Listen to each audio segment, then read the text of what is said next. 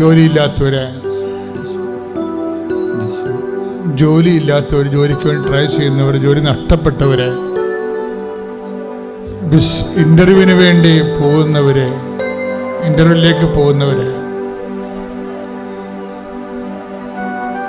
Offer letter വന്നതിന് ശേഷം വേറെ ഒന്നും വരാത്തവര്, പണമടച്ചിട്ട് യൂണിവേഴ്സിറ്റിയിൽ നിന്ന് റെസ്പോൺസ് ഇല്ലാത്തവര്, കമ്പനിയിൽ നിന്ന് റെസ്പോൺസ് ഇല്ലാത്തവര്, കയ്യിരിക്കുന്ന പണവും പോയി ജോലിയുമില്ലാതെ മറ്റൊരു ജോലിക്ക് പോകാൻ പറ്റാതെ മനസ്സ് കുഴങ്ങുന്നവര്, കിഡ്നി രോഗികളെയും കൂടി സമർപ്പിച്ച് പ്രാർത്ഥിക്കുന്നു. കിഡ്നി സൂക്ഷിക്കുന്നവരെ സംബന്ധിച്ച് പ്രാർത്ഥിക്കുന്നു. അവരെ കർത്താവ് സുഖപ്പെടുത്തുന്ന സന്ദേശമുണ്ട്. പ്രയാസം അനുഭവിക്കുന്ന സിസ്റ്റേഴ്സ്, ദൈവവിളിയിൽ പ്രയാസം അനുഭവിക്കുന്ന സിസ്റ്റേഴ്സിനെ ഈശോ കാണിക്കുന്നുണ്ട്. ദൈവവചനം കേൾക്കാൻ പറ്റാത്ത വിധം കാതുകൾ ബധിരമായി പോയവരെ കാണിക്കുന്നുണ്ട്. അവരെ കർത്താവ് സ്പർശിക്കുന്നുണ്ട്. സാമ്പത്തിക ബാധ്യതകൾ അകപ്പെട്ടിരിക്കുന്നവര്, അത് തിരിച്ചടക്കാൻ മാർഗമില്ലാതിരിക്കുന്നവര്, വസ്തു വിൽക്കാൻ പറ്റാത്തവര്, വാങ്ങിക്കാൻ പറ്റാത്തവര്, വീടില്ലാത്തവര്, വഴിയില്ലാത്തവര്, പരീക്ഷയ്ക്ക് വേണ്ടി ഒരുങ്ങുന്നവര്, പരീക്ഷ എഴുതാതെ നിൽക്കുന്നവര്, ഇന്റർവ്യൂ ടെസ്റ്റിനും പോകുന്നവര്, ജോലിക്ക് യാത്ര ചെയ്യാൻ പോകുന്നവര്, ഭവനത്തിൽ കലഹങ്ങൾ കൊണ്ട് പൊറുതിമുട്ടിരിക്കുന്നവര്, സങ്കടപ്പെട്ടിരിക്കുന്നവര്, പല മയക്കുമരുന്നിനും പലതരത്തിലുള്ള രഹസ്യമായ ബന്ധങ്ങൾക്കും അടിപ്പെട്ടതിൻ്റെ പേരിൽ ജീവിതത്തിൽ നിരാശ അനുഭവിച്ച് ഭാരം അനുഭവിക്കുന്നവര്, ഓരോരോ തരത്തിൽ വിഷമം അനുഭവിക്കുന്നവര്, നാട്ടിലേക്ക് വരാൻ പറ്റാത്ത രീതിയിൽ ജയിലിലായി പോയവര്, വിസ ബ്ലോക്കായി പോയവര്, പാസ്പോർട്ട് വിത്ത് ഹെൽഡായി പോയവര്, എല്ലാ സാങ്കേതികമായ ദുരിതങ്ങളെ വിഷമിക്കുന്നവര്, ബാങ്കിൽ നിന്ന് ലോൺ കിട്ടാത്തവര്, അതിനുള്ള തടസ്സങ്ങളുള്ളവര്, പഠനത്തിന് തടസ്സമുള്ളവര്, അവരുടെ ഓരോരോ ഉൽപ്പന്നങ്ങൾ വിറ്റഴിക്കാൻ മാർഗമില്ലാത്ത എല്ലാം കെട്ടിക്കിടക്കുന്നവര് യേശുവിന്റെ നാമത്തിൽ സ്തുതിക്കട്ടെ.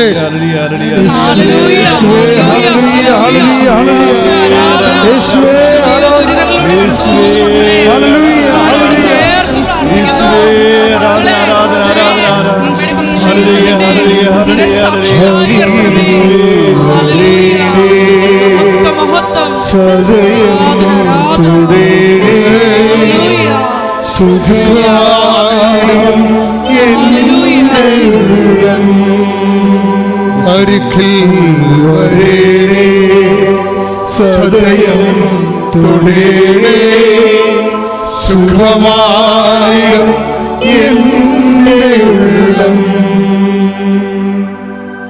ഓരോ നിമിഷം അവനുമായി പ്രാർത്ഥിക്കേണ്ട സമയമാണ്. കൈ നെഞ്ചത്ത് വെച്ച്, രണ്ട് കൈയും നെഞ്ചത്ത് വെച്ച് പ്രാർത്ഥിക്കണം.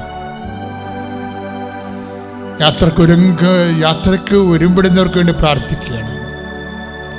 നാട്ടിലേക്ക് യാത്ര തിരിച്ചിരിക്കുന്നവർക്ക് വേണ്ടി പ്രാർത്ഥിക്കുന്നു. ഓരോരോ ഫയലുകൾ ഓരോ ഡിപ്പാർട്ട്മെന്റിലെ കെട്ടിക്കിടക്കുന്നവർക്ക് വേണ്ടി പ്രാർത്ഥിക്കുന്നു. ഓരോ പേപ്പറുകൾ ഓരോ തരത്തിൽ ഒരു മൂവ്മെന്റ് ഇല്ലാതെ ഇരിക്കുന്ന അവസ്ഥകൾ അവരെ സംബന്ധിച്ച് പ്രാർത്ഥിക്കുന്നു. ഏറ്റവും എമർജൻസി ആയിട്ട് രേഖകൾ കിട്ടാതെ വിഷമിക്കുന്നവരെ സംബന്ധിച്ച് പ്രാർത്ഥിക്കുന്നു. ചില ആൾക്കാരുടെ മർക്കട മുട്ടിയും കടുംപിടുത്തവും വട്ടം ചവിട്ടും കാരണം അവരുടെ ജീവിതത്തിൽ മൂവ്മെന്റ് ഇല്ലാതെ വിഷമിക്കുന്നവർക്ക് വേണ്ടി പ്രാർത്ഥിക്കുന്നു. ശ്രദ്ധിക്കട്ടെ.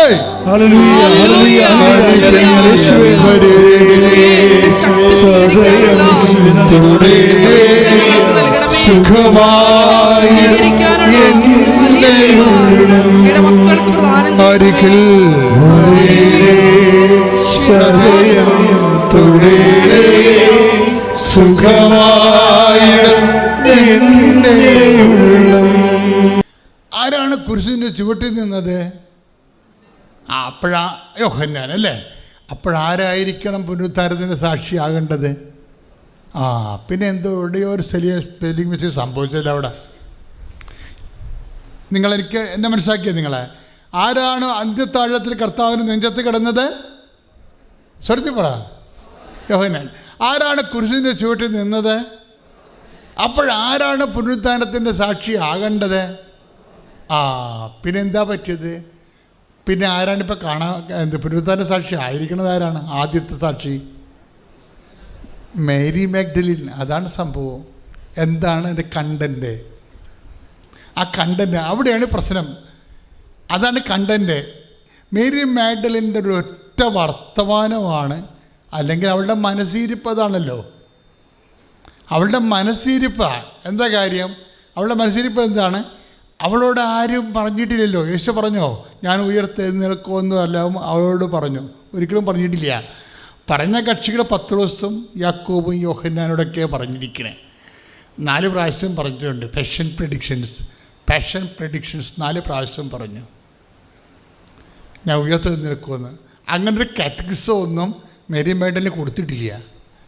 പക്ഷേ മേരി മാഗ്ഡലിനാണ് ചാടി പുറപ്പെട്ടിരിക്കണം ആദ്യം വെളുപ്പിനെ സുഗന്ധക്കൂട്ടുമായിട്ട്. ആരാണ് നേരത്തെ പോവുക, ആദ്യം എത്തുക? അതൊക്കെ എന്തൂസ്യാസത്തിൻ്റെ ഭാഗമാണ്. മനസ്സിലായില്ലേ? എന്തൂസ്യാസം എന്ന് പറഞ്ഞാൽ എന്താണ്? ദൈവം ഉള്ളിലുള്ള ആൾക്കാർ, സ്നേഹം ഉള്ളിലുള്ള എൻതേയോസ് എന്നാന്ന് വെച്ചാൽ ഗ്രീക്കാണ്. ഇൻ തേയോസ് ദൈവം, എന്തൂസിയാസം ദൈവം ഉള്ളിലുള്ള ആൾക്കാർ. ദൈവസ്നേഹ ക്രിസ്തു ഉള്ളിലിരിക്കുന്ന ആളാണ്. അതുകൊണ്ടാണ് ഇവൾ ചാടി വെളുപ്പിനെ ഇരുട്ടായിരിക്കുമ്പോൾ തന്നെ കല്ലറയിലേക്ക് പോണത്. അവിടെ നോക്കുമ്പോൾ കല്ലറയിലെ മുടിക്കല്ല് മാറിക്കിടക്കുന്ന കണ്ടിട്ട് അവൾ പത്രോസിനെയും യോഹന്നാനെയും വിളിച്ചുകൊണ്ട് ചെല്ലും. അവർ ചെന്ന് സംഭവങ്ങളെ കണ്ട് മനസ്സിലാക്കിയെങ്കിലും അവർ തിരിച്ചു പോരും. മനസ്സിലായില്ലേ? എന്നിട്ടും തിരിച്ചു പോരാൻ നിൽക്കുന്നത് ആരാ? Mary Magdalene. ഇതിലും തന്നെ ശരിക്കും പറഞ്ഞാൽ ഒരു ക്രിസ്തുവിനെയാണ് നിങ്ങൾ തിരക്കണമെങ്കിൽ ഇതാണ് മെത്തേഡ്. ഒരു മാഗ്ഡലിൻ മെത്തേഡാണിത്. എന്താണ്? ആദ്യമേ അന്വേഷിച്ച് പോവുക, അവസാനം വരെ അവിടെ നിൽക്കുക. ഇതെല്ലാം ഒരു ഇത് ഇവരെന്തെങ്കിലും പ്രാർത്ഥന ചൊല്ലിയിട്ടല്ല മേരി മാഗ്ഡലിൻ യേശുവിനെ കണ്ടുമുട്ടിയത്. അവളുടെ മനസ്സിലുള്ള ഒരു സമർപ്പണമാണ്. അവൾ കരഞ്ഞുകൊണ്ട് നിൽക്കുമ്പോൾ ഒരു മനുഷ്യൻ നിൽക്കണം. അത് തോട്ടക്കാരനാണെന്ന് മനസ്സിലാക്കി പറഞ്ഞു, പ്രഭു അങ്ങാണ് അവന്, എൻ്റെ കർത്താവിനെ അവരെടുത്തുകൊണ്ട് പോയി, അങ്ങാണ് അവനെ എടുത്തുകൊണ്ട് പോയെങ്കിൽ എന്ത് ചെയ്യണം? എന്നോട് പറയുക എവിടെയാണ് വെച്ചിരിക്കണമെന്ന്. ഞാൻ വന്ന് എടുത്തുകൊണ്ട് പോയിക്കൊള്ളാം. ഇത് ചെയ്യണ പ്രാർത്ഥനയാണ്, ചൊല്ലണ പ്രാർത്ഥനയല്ല. എല്ലാവർക്കും കൈ നനയാതെ ചുണ്ടിങ്ങനെ ചലിപ്പിച്ച് എന്തെങ്കിലും ദൈവത്തിൽ നിന്ന് അടിച്ചു മാറ്റാമെന്നുള്ള വ്യാമോഹം അങ്ങനെയുള്ള വിളക്കെല്ലാം മേരി മാഗ്ഡലിൻ തല്ലിക്കെടുത്തി കളയും. എന്താ കാര്യം? അവൾ പറയുന്ന വാക്കെന്താണ്? ഞാൻ ക്രിസ്തുവിനെ ഏറ്റെടുക്കാം. ഇത് പറയാൻ ചങ്കൂറ്റത്തോടെ ആര് പറഞ്ഞാലും അപ്പോൾ കർത്താവ് വിളിക്കുന്നതിൻ്റെ പേര് മറിയാം. അതെന്താണ് നിൻ്റെ പേരെങ്കിൽ അത് ദൈവം വിളിച്ചിരിക്കും. കൈയിടിച്ച് കർത്താവിനെ സ്തുതിക്കുക.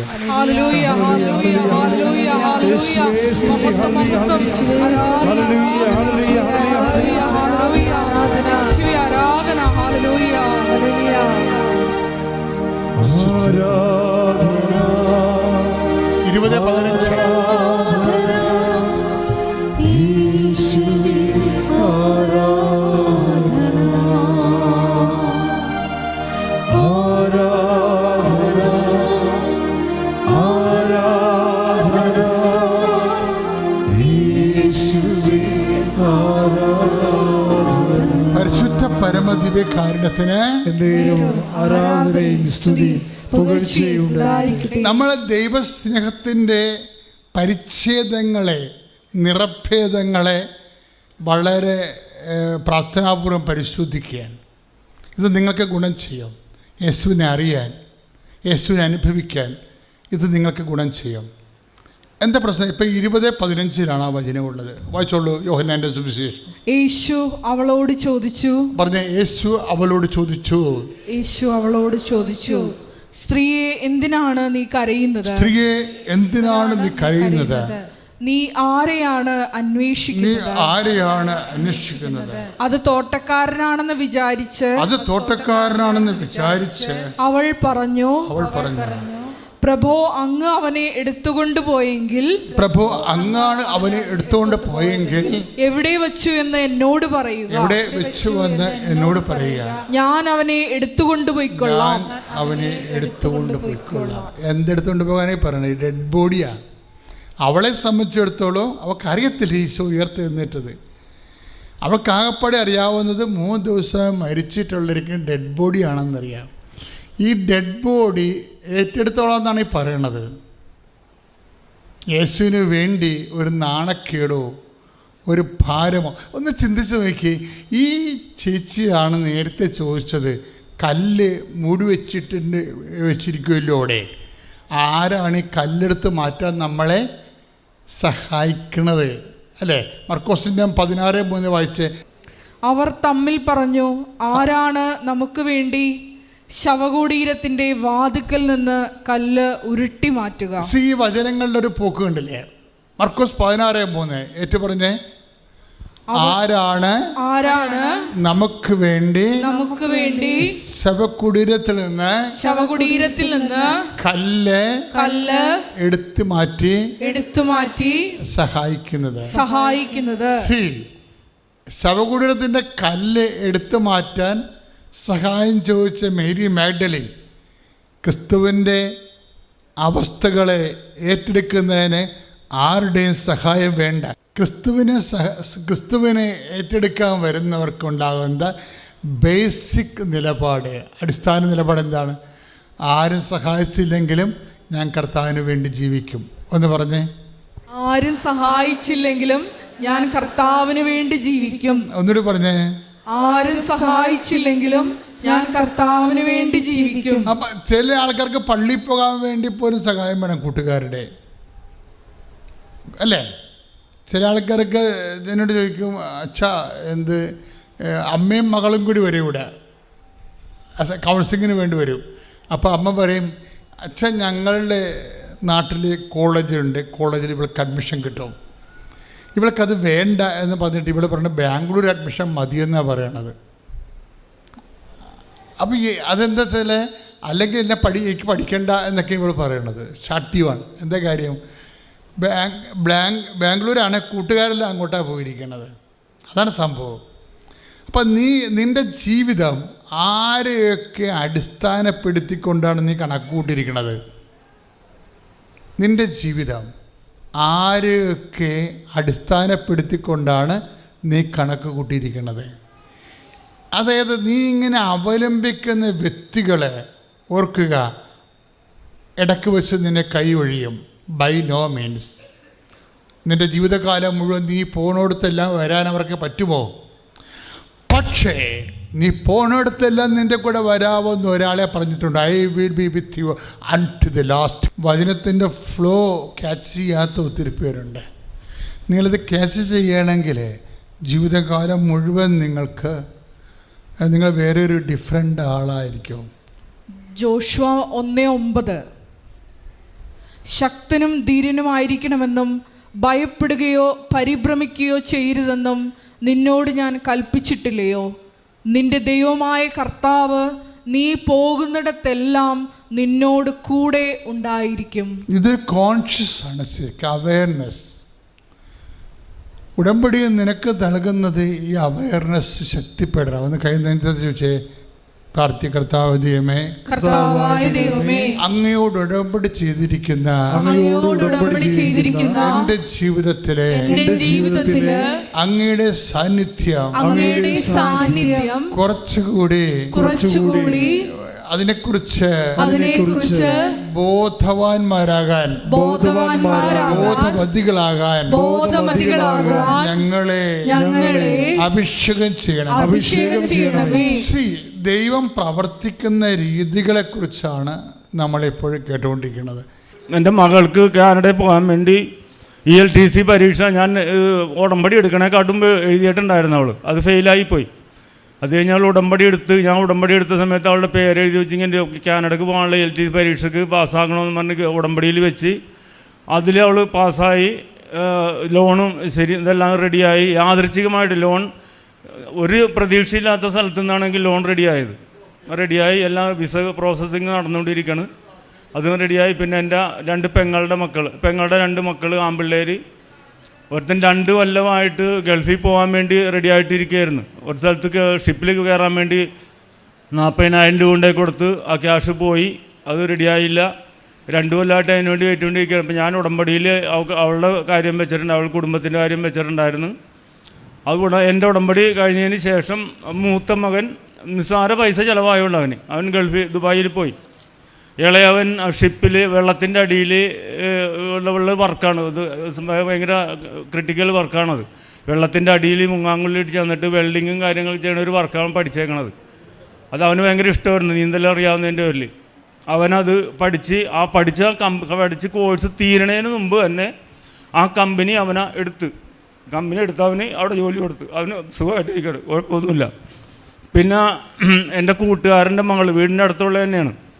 അവൾ പഠിച്ചേക്കണ കോഴ്സ് എയർപോർട്ടിൽ ഇതാണ് ടൂറിസം മേഖലയാണ് പഠിച്ചത് അവൾ. അപ്പോൾ ആ ജോലി തന്നെ വേണമെന്ന് പറഞ്ഞ് ഗൾഫിൽ കൂട്ടുകാരും അവരുടെ ഒരു ഫ്രണ്ട് വഴിയായിട്ട് ദുബായിൽ വിസിറ്റിംഗ് വിസ 3 മാസത്തേക്ക് വിസിറ്റിംഗ് വിസ എടുത്ത് പോയി. 3 മാസം തീരുന്നതിന് ഒരാഴ്ചയായിട്ടും അവൾക്ക് ഇതൊന്നും കിട്ടിയിട്ടുണ്ടായില്ല. അപ്പോൾ എൻ്റെ വൈഫിൻ്റെ കൂട്ടുകാരത്തിയാണ്, വീടിൻ്റെ അടുത്ത് തന്നെയാണ്. അവളുടെ അമ്മ വന്നിട്ട് എല്ലാ ദിവസവും ഇവളോട് ഇങ്ങനെ കരഞ്ഞ് സംസാരിക്കും, ഇങ്ങനെ കരഞ്ഞാണ് പറയണത്. ഒന്നും റെഡിയായിട്ടില്ല, അവൾ തിരിച്ചു പോരേണ്ടി വരും. അത് കുടുംബത്തിലാകെ കഷ്ടപ്പാടൊക്കെയാണ്. അപ്പോൾ അപ്പോഴാണ് ആ സമയത്താണ് ഞാൻ ആദ്യത്തെ ഉടമ്പടി പുതുക്കണത്. അപ്പോൾ ഞാൻ അവളുടെ പേരെഴുതി വെച്ച് ഞാൻ അവൾക്ക് വേണ്ടി ഇങ്ങനെ അവളുടെ പേരെഴുതിക്കൊണ്ട് ഞാൻ അവളുടെ നിയോഗം വെച്ച് പ്രാർത്ഥിച്ച് 90 തികയണേക്കാൾ അവർ പോകുന്നതിനത് തന്നെ അവൾ പഠിച്ച ജോലി കിട്ടി. അവൾ ആഗ്രഹിച്ച പ്രൊഫഷൻ തന്നെ അവൾക്ക് റെഡിയായി കിട്ടി. ഇന്നലെ ഞാൻ അവളുടെ അമ്മ വൈഫിനോട് പറഞ്ഞ് ജോലിക്ക് ഒരു ബുദ്ധിമുട്ടുമില്ല, ഒരു പ്രയാസവും. അവൾ പ്രതീക്ഷിച്ചതിലും കൂടുതൽ നല്ലൊരു ജോലി ഇതുപോലെ തന്നെ അവൾക്ക് ലഭിച്ച് അവളും സുഖമായിട്ടിരിക്കണം. പിന്നെ എനിക്ക് ഈ അലർജിയുടെ പ്രശ്നം ഉണ്ടായിരുന്നു. അപ്പോൾ ഞങ്ങൾ രാവിലെ 5:30 എഴുന്നേറ്റ് ഉടമ്പടി പ്രാർത്ഥന ചൊല്ലിക്കഴിഞ്ഞിറങ്ങണമെങ്കിൽ ഞങ്ങളുടെ ആദ്യത്തെ ഭക്ഷണം എന്ന് പറഞ്ഞു കഴിഞ്ഞാൽ പ്രാർത്ഥന കഴിഞ്ഞ ഉടൻ തന്നെ 2 ഗ്ലാസ് വെള്ളം എടുത്തിട്ട് ബെഞ്ചിരിച്ച തേനും 1 നുള്ള് ഉപ്പ് ഇട്ടിട്ട് അത് ഞങ്ങൾ 2 പേരും കൂടിയും കഴിക്കുമായിരുന്നു. അപ്പോൾ എനിക്കും പ്രഷറൊക്കെ ഉള്ള 57 വയസ്സായി, വൈഫിന് ഷുഗറുണ്ട്, കാര്യങ്ങളുണ്ട്. ഇപ്പോൾ ഈ 3 അതിന് ശേഷം ഇപ്പം രണ്ടാമത്തെ ഉടമ്പടി എടുത്തതിന് ശേഷം ഞാനിതുവരെ ചെക്ക് ചെയ്യാൻ പോയിട്ടില്ല. 57 വയസ്സായെങ്കിലും എനിക്ക് ഞാൻ ഒരു ചെക്ക് ചെയ്യാൻ ഇത് കഴിച്ചതിന് ശേഷം ഞങ്ങളുടെ ആദ്യത്തെ ഭക്ഷണം എന്ന് പറയുന്നത് ഇതാണ്.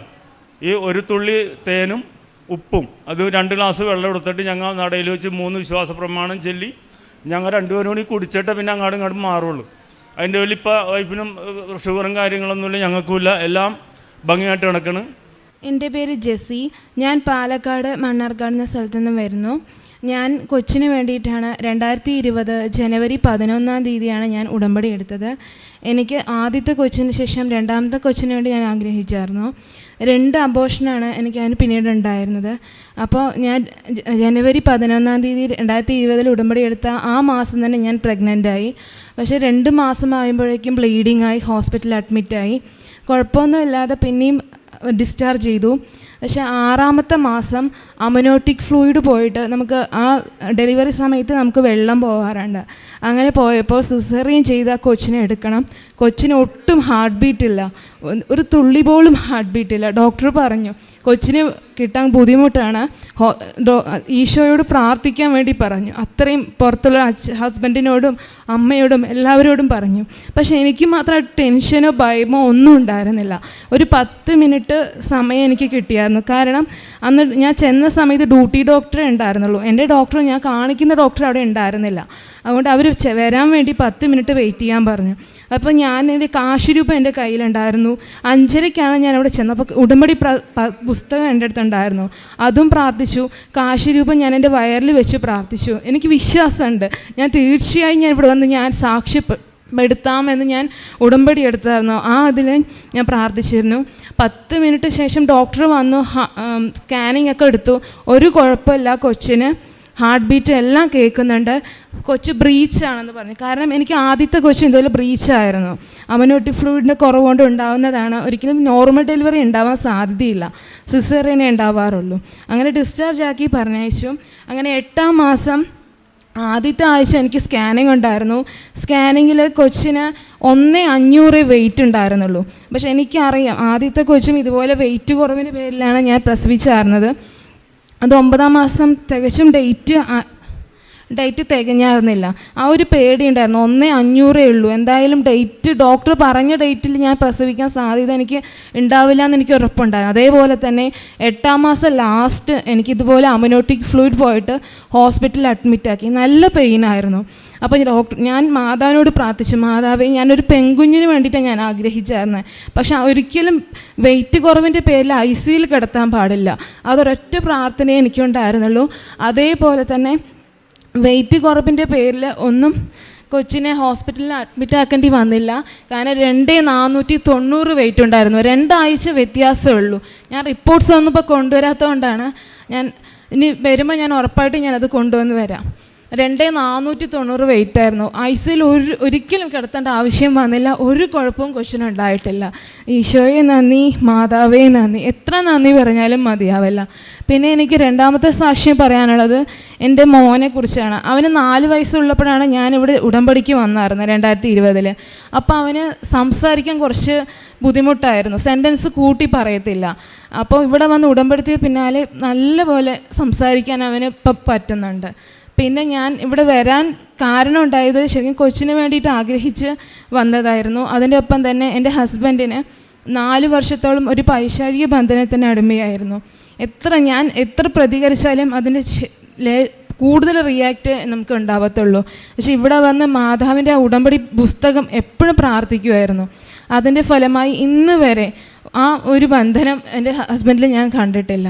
ഈശോയെ നന്ദി, മാതാവേ നന്ദി. ഞാൻ എൻ്റെ അമ്മയ്ക്ക് വേണ്ടിയാണ് ഇവിടെ സാക്ഷ്യം പറയുന്നത്. അമ്മയുടെ പേര് റാണി, ചേർത്തലയിൽ നിന്ന് വരുന്നു. എൻ്റെ അമ്മയ്ക്ക് 3 മാസമായിട്ട് ലെൻസിൽ ക്യാൻസറാണെന്ന് അറിയുന്നത് അപ്പോഴാണ്. 2 വർഷമായി തുടങ്ങിയിട്ട്, പക്ഷെ ഞങ്ങൾ അറിഞ്ഞിരുന്നില്ല. 3 മാസങ്ങൾക്ക് മുമ്പാണ് ഇങ്ങനെ ലെൻസിൽ ക്യാൻസറാണെന്ന് അറിയുന്നത്. അറിഞ്ഞപ്പോൾ പിന്നെ എന്ത് ചെയ്യണമെന്ന് അറിയില്ല.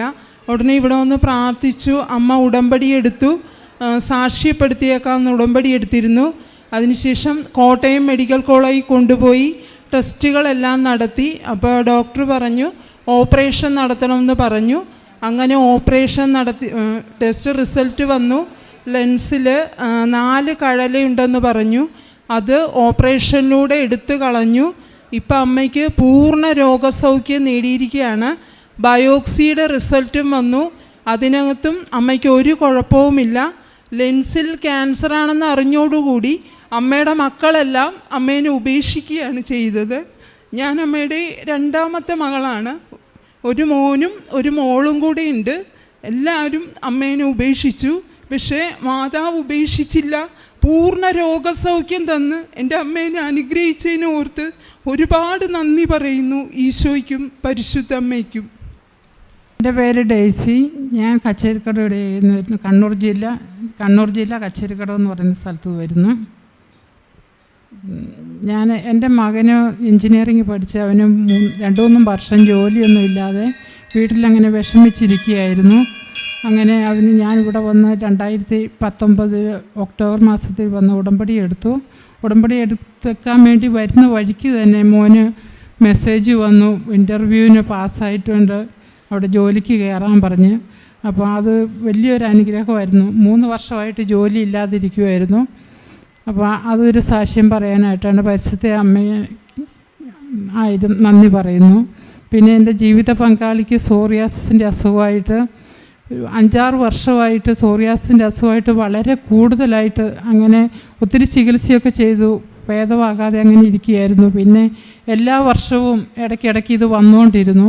ഇവിടെ ബഹുമാനപ്പെട്ട ജോസഫ് അച്ഛൻ്റെ അടുത്ത് വന്ന് കൈവച്ച് പ്രാർത്ഥിച്ച് ഒക്കെ കഴിഞ്ഞപ്പോൾ ഇപ്പം പൂർണ്ണമായിട്ടും മാറി. 2-3 വർഷമായി ഇപ്പം രോഗമൊന്നും ഇല്ലാതെ ഇരിക്കുന്നു. പിന്നെ അടുത്ത സാക്ഷ്യം, ഞങ്ങളൊരു വണ്ടി മേടിക്കാൻ ആഗ്രഹിച്ച് ഇരുന്നതായിരുന്നു. പക്ഷെ ഞങ്ങൾക്ക് ഉടമ്പടി എടുത്ത ഉടനെ തന്നെ വണ്ടി, ഒരു സ്കൂട്ടി, ചെറിയൊരു വണ്ടി മേടിക്കാനായിട്ട് സാധിച്ചു. പിന്നെ അടുത്ത നിയോഗം